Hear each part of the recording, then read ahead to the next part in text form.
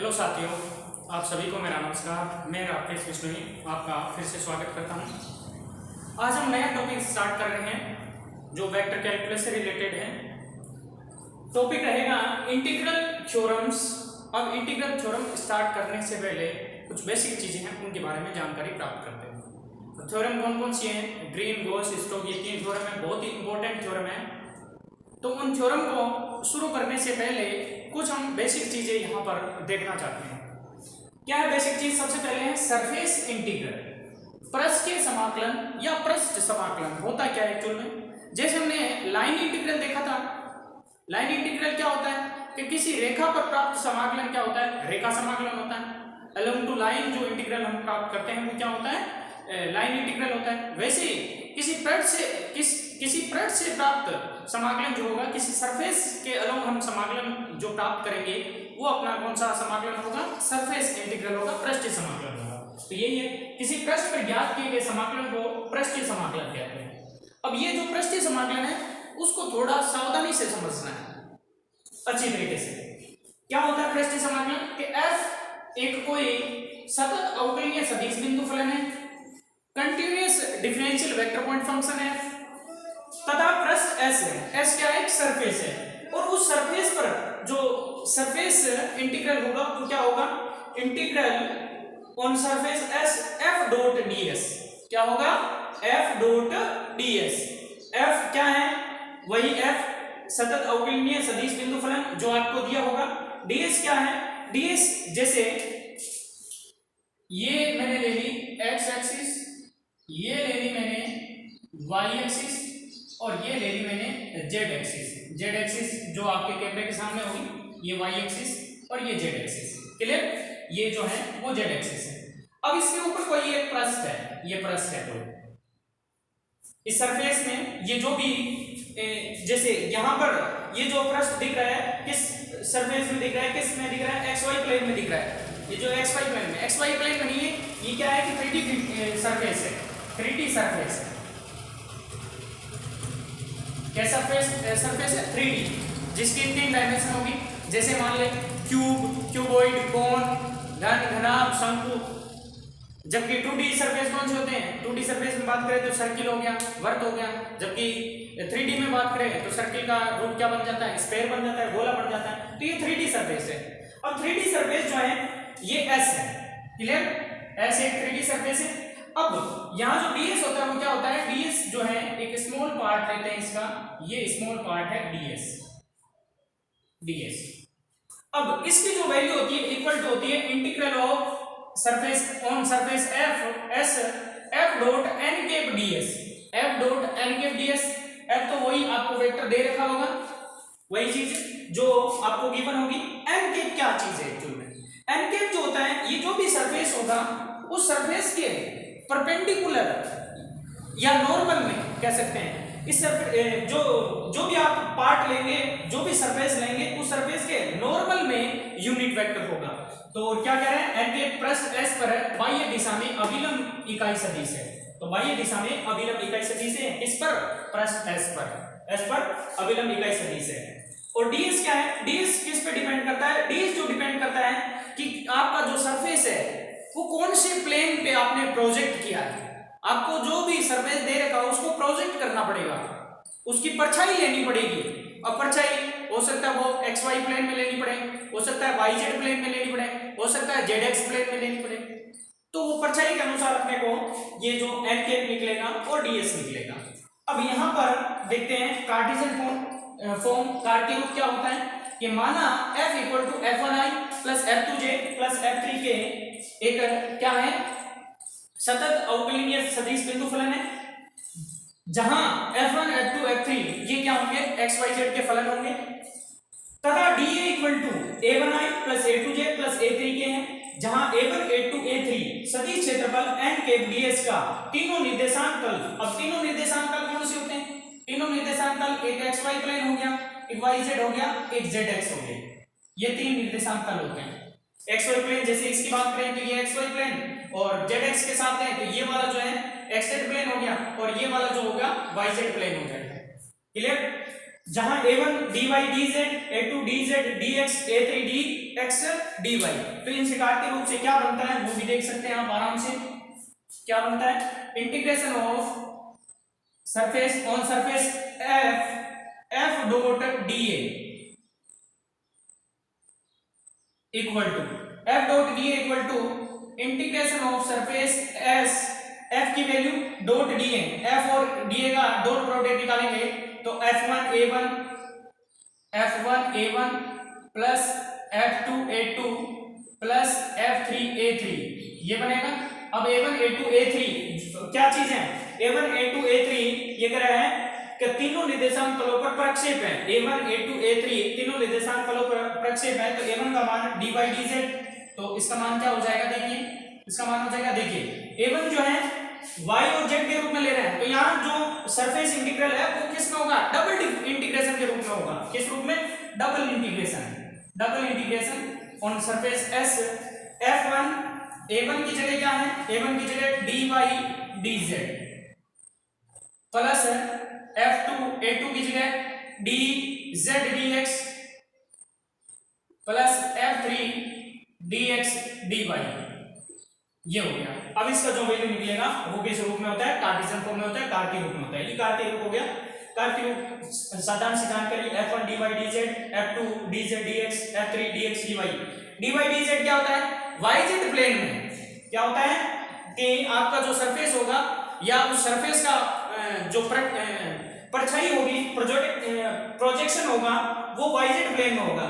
और dz dx का मतलब है जो सरफेस हम ले रहे हैं, जिस पृष्ठ जो भी आपको सरफेस दे रखा है उसको किस में एग्जिट कर रहे हैं, किस में उसको प्रोजेक्ट कर रहे हैं? zx प्लेन में या z प्लेन में, और इसमें xy प्लेन में। किसको? सरफेस s को। ये ध्यान रखना, ये जो भी सरफेस s होगा उसको xy प्लेन में अगर प्रक्षेपित किया है, उसकी प्रोजेक्टेशन देखी है या कह सकते हैं उसकी परछाई देखी है तो xy यूज होगा।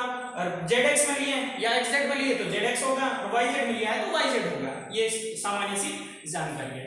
अब नॉर्मली अपन ये फॉर्मूला यूज करते हैं पृष्ठीय समाकलन निकालने के लिए। Integration on surface s f dot n cap ds। n cap क्या होता है कि जो भी पृष्ठ होगा उसके अभिलंब की दिशा में इकाई सदिश होता है। जो भी पृष्ठ, अब वो पृष्ठ कहां पर हो सकता है? वो पृष्ठ xy प्लेन में हो सकता है, yz में हो सकता है, या zx में हो सकता है, या उन पृष्ठों के पैरेलल भी हो सकता है कि xy प्लेन के पैरेलल हो गया कौन? सरफेस। ये ध्यान रखना कि सरफेस कहां हो सकता है वो चीज देखते हैं। अब इसके साथ ये भी चीज अपने को देखनी है। ये चीज समझने से पहले उस सरफेस को देखते हैं कहां हो सकता है।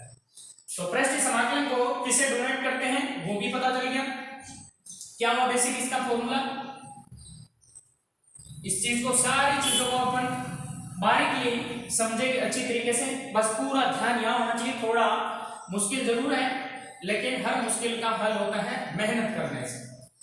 तो यहाँ पर पृष्ठीय समाकलन जो होता है किस रूप में आ गया कि s f vector dot n के ds। क्लियर? या इसको कैसे लिखा जा सकता है? s f vector dot ds vector.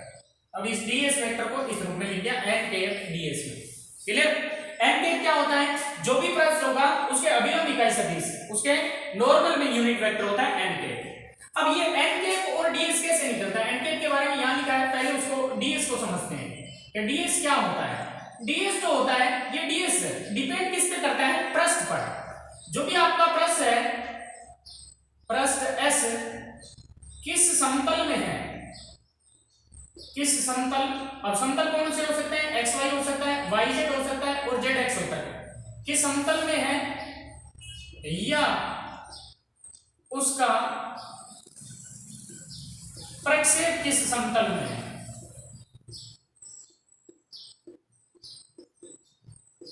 जो भी पृष्ठ s है वो किस समतल में या समतल में नहीं है तो उस का प्रक्षेप जो है वो किस समतल में है, उन पे डिपेंड करता है। अब देखिए ये जो ds है, ds का मान देखिए कैसे कैसे डिपेंड कर सकते हैं। ds का मान जो है, अब जो भी अपना पृष्ठ होगा, पृष्ठ वो किसी समतल में हो सकता है,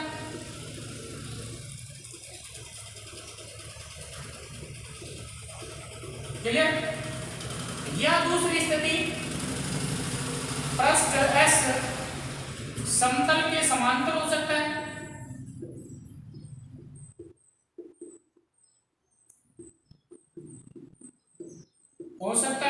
या तीसरी स्थिति ना तो उस किसी समतल के समांतर है और ना ही किसी समतल पर स्थित है। यहां कहने का मतलब है पृष्ठ समतल में हो सकता है, यानी समतल पर स्थित हो सकता है। ठीक है, तो समतल पर स्थित हो सकता है या उस समतल के पैरेलल हो सकता है, या न तो समतल पर या तथा न ही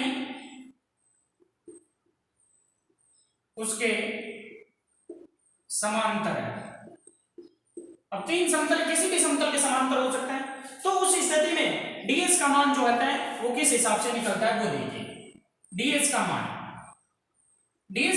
इसी रूप में रहता है कि जो पृष्ठ है वो समतल पर स्थित है। किस पे मान लिया कि xy समतल पर है, xy समतल पर है। तो उस स्थिति में ds जो होता है वो क्या होता है, ds इक्वल टू होता है dx dy upon modulus of n cap dot.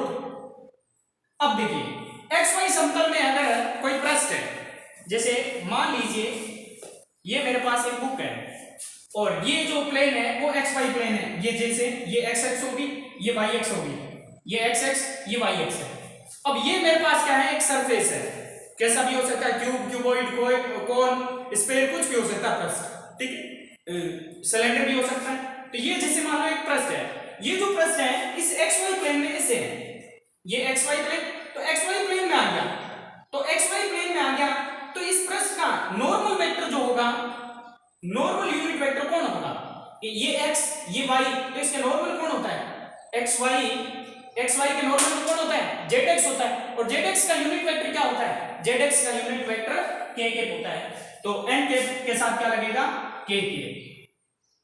xy plane का नॉर्मल यूनिट वेक्टर कौन होता है, k, क्योंकि वो जो k होता है वही yx के हिसाब zx के हिसाब से लेते हैं कि x y z उसके नॉर्मल में होती है, तो zx का नॉर्मल क्या होता है, k होता है, normal unit vector k। n भी नॉर्मल यूनिट वेक्टर है, n किसका नॉर्मल यूनिट वेक्टर है, ये पृष्ठ s का नॉर्मल यूनिट वेक्टर है। क्लियर? और दूसरी कंडीशन कि xy प्लेन की बजाय yz प्लेन हो, यानी जो सरफेस है वो आपका किस में स्थित हो, yz प्लेन में स्थित हो। तो yz प्लेन में स्थित होगा तो उस स्थिति में ds जो होगा वो dy dz upon modulus n cap dot. अब yz के y एक्सिस और z एक्सिस है, उसके नॉर्मल में कौन होता है, x एक्सिस होता है, उसके लंबवत कौन होता है, x एक्सिस, और x एक्सिस का यूनिट वेक्टर क्या होता है, i k। क्लियर? इसी प्रकार अगर ये xy yz zx प्लेन में हो, कौन आपका जो सरफेस है पृष्ठ है वो zx प्लेन में हो, तो zx प्लेन में हो तो उस स्थिति में ds जो होता है वो होता है dz dx upon modulus n cap dot. अब z और x यानी zx और xx उसके नॉर्मल में कौन होती है, yx होती है, तो yx का यूनिट वेक्टर क्या होता है, jk। ये इस हिसाब से आपके क्या निकलता है, ds का मान निकलता है। ds फिक्स है, यही होते हैं। अब ds फिक्स है, यही होते हैं। अब कैसे, ये कैसे, जब जैसे मैंने कहा है कि ds का मान आप पृष्ठ कहां पर ले रहे हैं उसके हिसाब से निकालेंगे। पृष्ठ आपको लेना कहां पर है, पृष्ठ कहां हो सकता है, पहला पृष्ठ हो सकता है कि समतल पर स्थित होता है, यानी xy समतल में हो सकता है, या yz समतल में हो सकता है, या zx समतल में हो सकता है। तो xy समतल में होगा तो ds का मान ये हो जाएगा, yz में होगा तो ये हो जाएगा, और zx में होगा तो ये हो जाएगा। और दूसरी कंडीशन है कि जो समतल है वो किसी जो पृष्ठ है वो किसी समतल यानी किसी प्लेन के समांतर पैरेलल हो, तो पैरेलल वो किसके समांतर हो सकता है, वो xy समतल के समांतर हो सकता है, yz के समांतर हो सकता है, zx के समांतर हो सकता है। तो किसी के समांतर हो, जिसके भी आपके समांतर दे रहे हो उस स्थिति में भी ये लेंगे, xy के समांतर हो तो एक्स वाई समतल के समांतर हो तो उस स्थिति में ds का मान ये हो जाएगा, zx के समांतर हो अगर प्रश्न तो उस स्थिति में ds का मान ये हो जाएगा। और तीसरी स्थिति यानी कि जो आपको प्रश्न दिया हुआ है वो प्रश्न न तो किसी समतल पर स्थित है और न ही किसी समतल के समांतर है, जैसे फॉर एग्जांपल ये मान लिया xx ये yx और बाहर आपके केंद्र की तरफ क्या हो जाएगा zx। तो मैं इस प्रश्न को जैसे ये कोई क्या है सरफेस है, इस सरफेस को मैं इस तरह रखूं, अगर मैंने ऐसे रख दिया तो ये नीचे वाला जो सरफेस है कौन है y और z, y z के क्या हो गया समांतर हो गया, y z के समांतर, तो मैं इसको टेढ़ा कर लूं तो ये ना इस xy प्लेन में ना yz प्लेन में ना xz प्लेन में, किसी भी प्लेन में नहीं है तो थोड़ा टेढ़ा रखूं और ना किसी के समांतर है, तो उस स्थिति में ds का मान कैसे निकलता है, तो उस स्थिति में ds का मान आपको उसके परछाई से लेना है, प्रोजेक्शन से लेना है, प्रक्षेपण से लेना है ds का मान। अब क्या करते हैं उस स्थिति में हम जो भी आपको सरफेस दिया होता है उसको या तो उसकी परछाई को या तो xy प्लेन में लेते हैं या yz प्लेन में लेते हैं या zx प्लेन में। अगर उसकी परछाई को उसके प्रक्षेपण को xy प्लेन में लिया है तो ds का मान ये होगा, और उसकी परछाई को yz प्लेन में लिया तो ds का मान ये, और zx प्लेन में लिया तो ds का मान ये हो जाएगा। तो इसमें तो कोई दिक्कत नहीं है, सिंपल से है, इन तीनों में से कोई एक लगेगा। अगर किसी एक प्रश्न में कोई भी सरफेस किसी एक प्लेन में हो, xy प्लेन में दिए, yz में zx में ये, क्लियर। अब आगे बढ़ते हैं, ये तो हो गया ds का मान किस हिसाब से निकलता है, ये जो ds होता है। फिर उसके बाद है n कैप। ये n कैप क्या होता है, n कैप होता है पृष्ठ s पर बाह्य दिशा में अभिलंब इकाई सदिश होता है। जो n कैप होता है वो क्या होता है, यूनिट नॉर्मल वेक्टर होता है ऑनवर्ड। अब n कैप का मान कैसे होता है, हो सकता है, अब n कैप का मान भी वैसे ही निकलता है, किस स्थिति पर निर्भर करता है, n कैप हो चाहे ds हो, वो डिपेंड करता है कि आपका पृष्ठ कहां पर है, आपका पृष्ठ कहां पर है, वो पृष्ठ किसी प्लेन के पैरेलल हो सकता है या उस प्लेन पर एग्जिस्ट हो सकता है, लाइज हो सकता है, या ना तो उस प्लेन पर लाइन कर रहा है और ना ही उसके पैरेलल है।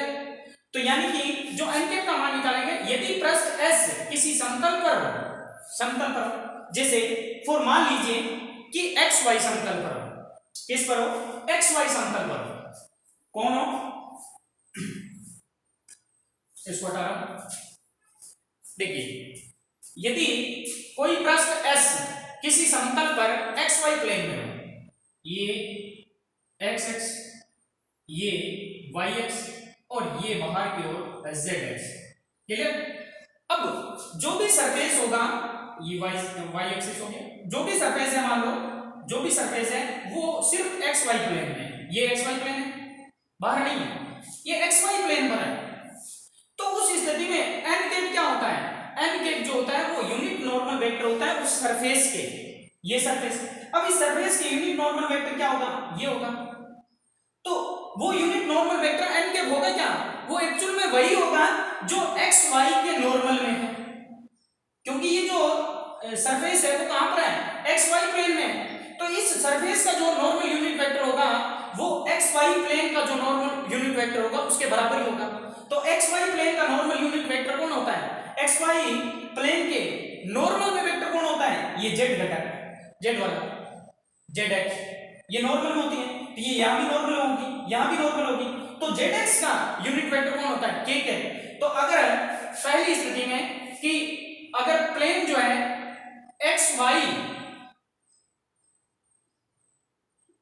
तल में हो, जो पृष्ठ है सरफेस है वो xy तल में हो, तो उस स्थिति में n कैप का मान क्या होगा, xy के नॉर्मल कौन होता है, k के, n कैप किसके बराबर हो जाएगा, k के, और ये yz प्लेन में हो,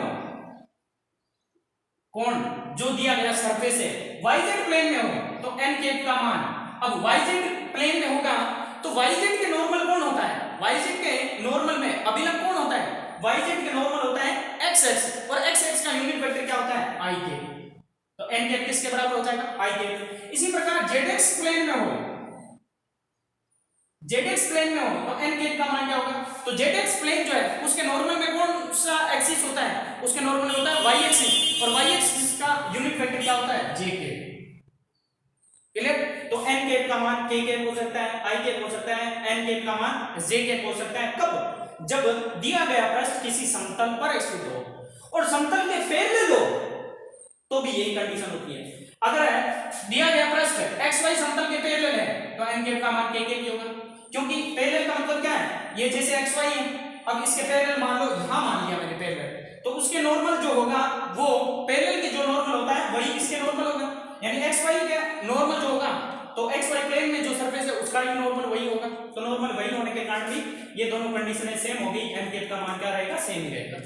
अब तीसरी स्थिति कि जो पृष्ठ एस है वो तो न किसी प्लेन में है और न ही किसी प्लेन के पैरेलल है, तो उस कंडीशन में जो भी सरफेस होता है उसका यूनिट वेक्टर क्या होता है, यूनिट नॉर्मल वेक्टर क्या होता है, तो यूनिट सबसे पहले नॉर्मल वेक्टर,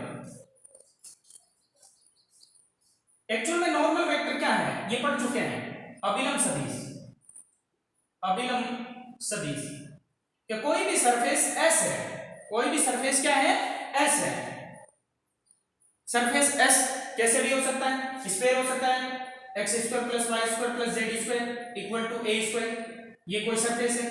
अब इस सरफेस का नॉर्मल वेक्टर अपने को निकालना है, तो किसी भी सरफेस का नॉर्मल वेक्टर जो होता है उसके ग्रेडियंट के बराबर होता है, ग्रेडियंट के बराबर होता है, यानी क्या होता है, डेल एफ के बराबर होता है, डेल एस, एफ में एस, क्लियर, डेल एस के बराबर। और हमें नॉर्मल वेक्टर हो गया, लेकिन एन कैप क्या होता है, नॉर्मल में इकाई सदिश होता है, तो इकाई सदिश के लिए उसके ग्रेडियंट का क्या देना है, भाग देना है, तो उसकी प्रवणता जो होती है किसी सरफेस की प्रवणता और उसके प्रवणता के मापांक का भाग देके तो वो उसका इकाई सदिश आ जाता है, एन कैप आ जाता है। तो एन कैप और डीएस जो होता है वो किस हिसाब से निकलता है वो पूरी जानकारी इसमें आपको मैंने अच्छी तरीके से आपको समझा दी है।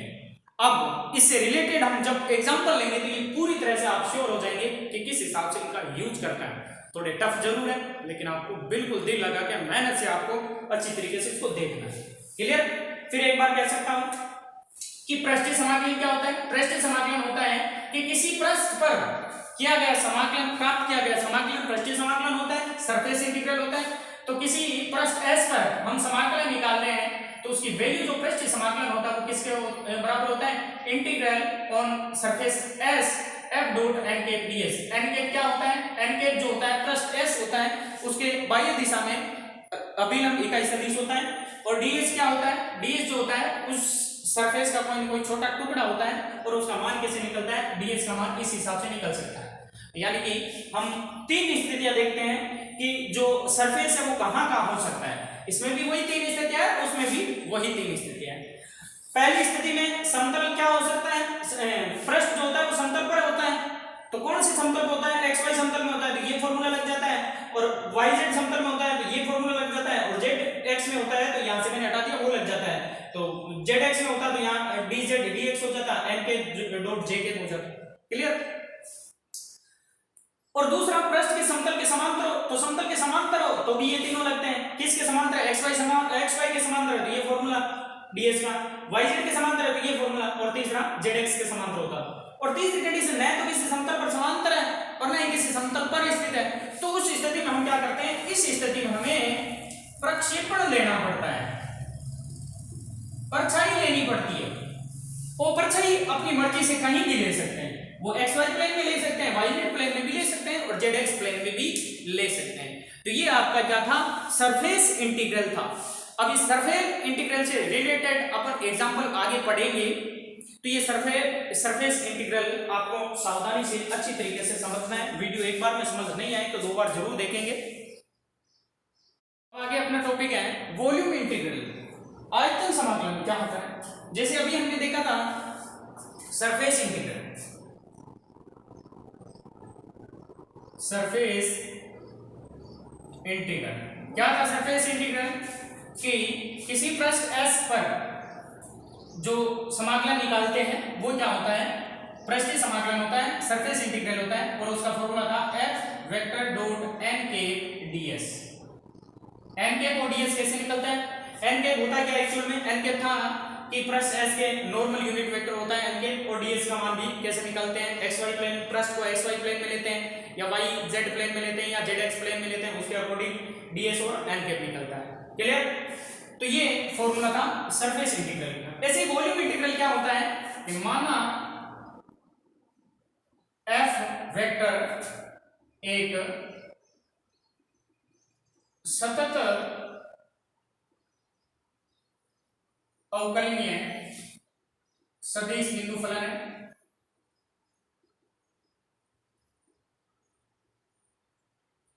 फलन है, तथा तथा किसी पृष्ठ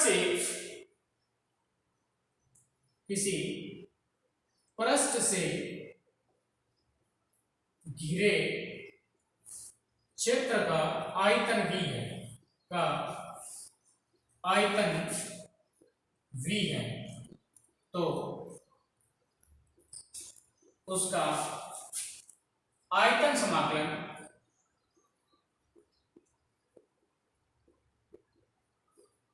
integration of V f d v होता है,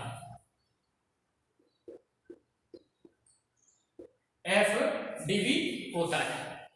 अब देखिए यहां पर f dv एक्चुअल में होता क्या है, कार्टेशियन फॉर्म देखते हैं,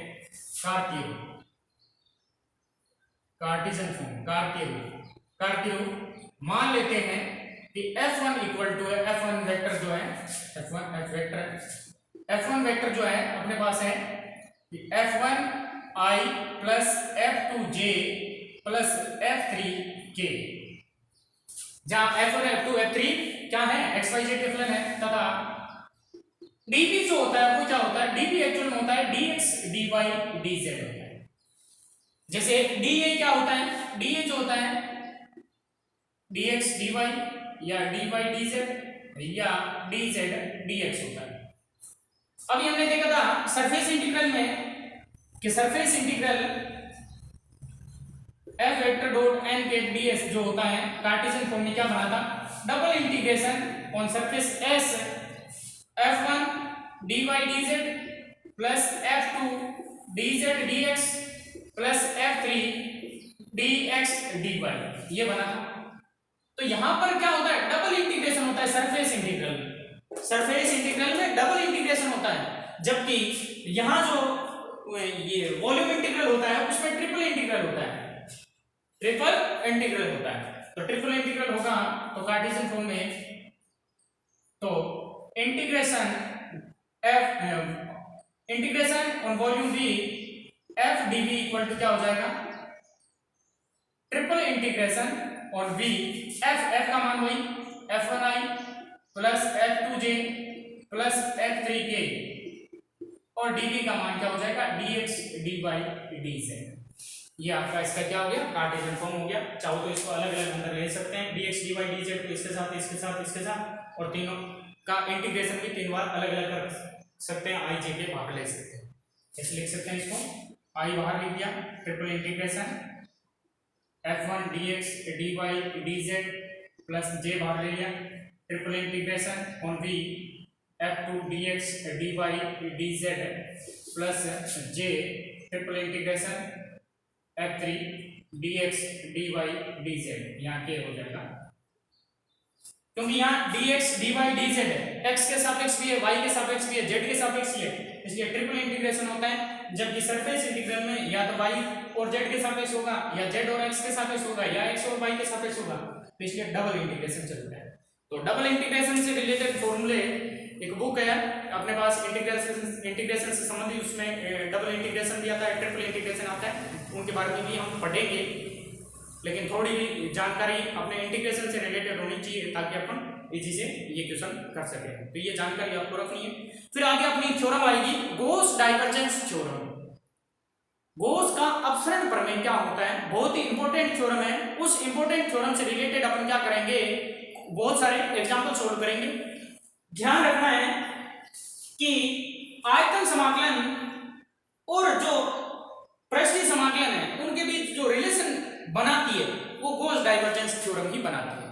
गॉस डाइवर्जेंस थ्योरम से अपने इस सरफेस जो एरिया होता है, सरफेस इंटीग्रल होता है, पृष्ठीय समाकलन होता है, उस पृष्ठीय समाकलन का हम आयतन समाकलन के साथ रिलेशन बनाएंगे और वो रिलेशन कौन बनाएगा, गॉस डाइवर्जेंस थ्योरम बनाएगी। उस गॉस डाइवर्जेंस थ्योरम को अपन नेक्स्ट लेक्चर में करेंगे और उनसे रिलेटेड एग्जांपल भी करेंगे। तो ये आपको छोटी सी जानकारी आपको ध्यान में रखनी है, बता दिया एन के डीएस वगैरह सारी क्या क्या चीजें होती है। तो इस लेक्चर में आज के लिए इतना ही काफी है। उम्मीद करता हूँ कि आपको समझ में आया होगा। इसी उम्मीद के साथ आपका बहुत बहुत धन्यवाद। जय हिंद, जय भारत।